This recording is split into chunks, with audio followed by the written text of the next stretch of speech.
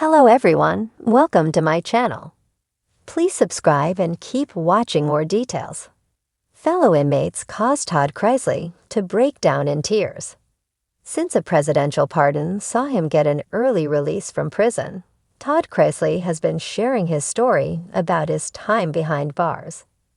In one recent share, the Chrisley Knows Best star revealed an emotional moment concerning him and other inmates. Todd Chrisley and his family previously became known to audiences through the USA Network series, Chrisley Knows Best. In 2022, however, Todd and his wife Julie were convicted of a variety of charges, including tax evasion and bank fraud. The two were initially sentenced to spend a combined 19 years behind bars. However, the two saw an early release this past May thanks to a presidential pardon from President Donald Trump. Since their release, Todd and Julie have been sharing their story with various outlets. The couple recently appeared on their daughter Savannah's Unlocked podcast. During a recent episode, Todd talked about what it was like during his time leaving prison. With Savannah noting he gave away a lot of his stuff, Todd reportedly left with only a small notebook on him. When staff asked Todd about the notebook, he reportedly shared that it contained all the notes I'm going to use to tell on y'all when I get out. And it's under my legal name. Todd then shared the send-off when he left. He shared all the men had lined up. Savannah commented that she had seen this when she drove up. Todd shared, they all lined up in the lobby, and they started chanting when I walked out. And I started crying. And they said, "Don't leave us behind." It was at this point that Todd emphasized a promise he made. And I'm not going to leave those guys behind because I know how they have been abused from the case managers, from the counselors, not doing what they're supposed to be doing. As previously reported, this was a promise that Todd has made previously in the time since his release. He even shared stories about the men he met and his desire to help them at a press release just a few days following his original release. On social media, fans have also been sharing their own reactions to Todd's words. Many had hoped that, with his name, he could make a difference. A few even emphasized that Todd was making something positive out of his time in prison. Some comments included, "I hope he truly helped them. He's in the best position to make a difference and advocate for injustice in the prison system.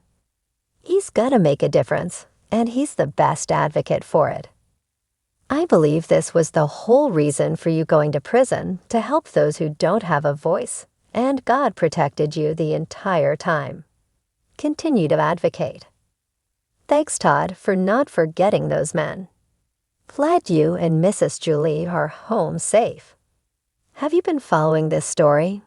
Did you listen to Todd speak during Savannah's recent podcast? Make sure you come back to for all the latest reality TV and celebrity news.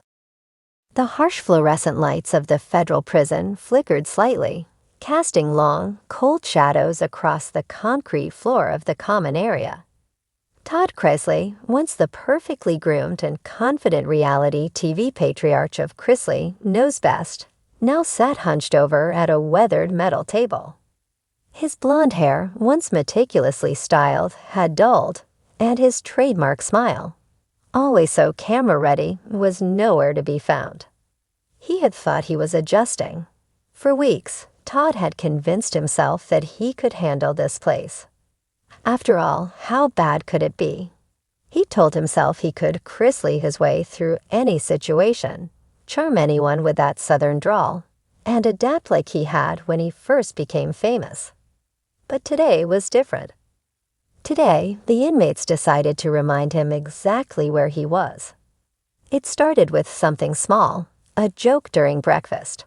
One of the older inmates, a muscular man with tattoos curling around his neck, had leaned over to Todd and said, "Hey, Hollywood, where's your makeup crew now?" A few others at the table chuckled. Normally, Todd would brush it off, deliver a quick-witted response, and move on. But something in the way they were looking at him, smirking, measuring, made his chest tighten. He muttered, "I don't need a makeup crew to look better than you do without one," and tried to walk away. The laughter followed him down the line, echoing in his ears. By midday, the jokes had escalated. They weren't about his fame anymore. They were about his life, his family, his freedom. One of the younger inmates, known only as Raker, snatched Todd's folded laundry from his hands and held it up like a flag. "What's this, fancy boy? You got soap boxers too. Guess you ain't used to cotton blends." More laughter. Todd felt his face heat up, his voice catching in his throat as he reached out. "Give that back." Raker grinned. "What, no cameras to save you now? No mansion to run to. Just us, buddy." He tossed the clothes onto the floor and sauntered off, shoulders bouncing with every step. By evening, Todd's composure, his lifeline, began to crumble. In the yard, a group of men started singing in mock harmony. "Chrisley don't know best. Chrisley don't know best." Their voices carried across the chain-link fences, each mocking word digging into Todd's pride. He'd never felt this small, this helpless, not even when the judge read his sentence. He sat alone on a bench, staring at his shoes, trying to block out the noise. His eyes burned. He bit the inside of his cheek, desperate to keep the tears at bay. Reality TV had never prepared him for this. A world where people weren't laughing with him, but at him. The moment that broke him came just before lockdown. Todd returned to his cell, hoping to find some peace. Instead, he found a crude drawing taped to his bunk. A stick figure wearing a crown, crying behind bars, with the words "Todd's Kingdom" scrawled underneath. His cellmate, a quiet man named Juno, glanced at him and said softly, "Ignore it. They're just trying to get in your head." But it was too late. Todd stared at the paper, his hands trembling. His entire body felt heavy, like the world had finally tipped over and crushed him under its weight. The tears he'd been holding back spilled over. He sank to the edge of the bunk, buried his face in his hands, and wept. Memories flooded him as he cried.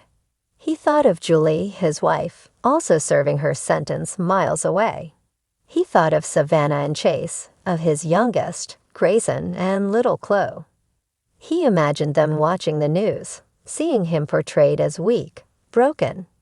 He wondered if they'd still look at him as the strong, protective father he once tried so hard to be. The sobs came harder now, each one tearing at his chest. It wasn't just about the taunts or the drawing. It was about everything: his loss of control, his shattered image, the gnawing realization that here, in this unforgiving place, his fame meant nothing. Juno shifted on his own bunk, uncomfortable but sympathetic. "Look, man, they'll back off eventually," he said in a low voice. They like to test new people, especially ones who are on TV. You just gotta show you don't care."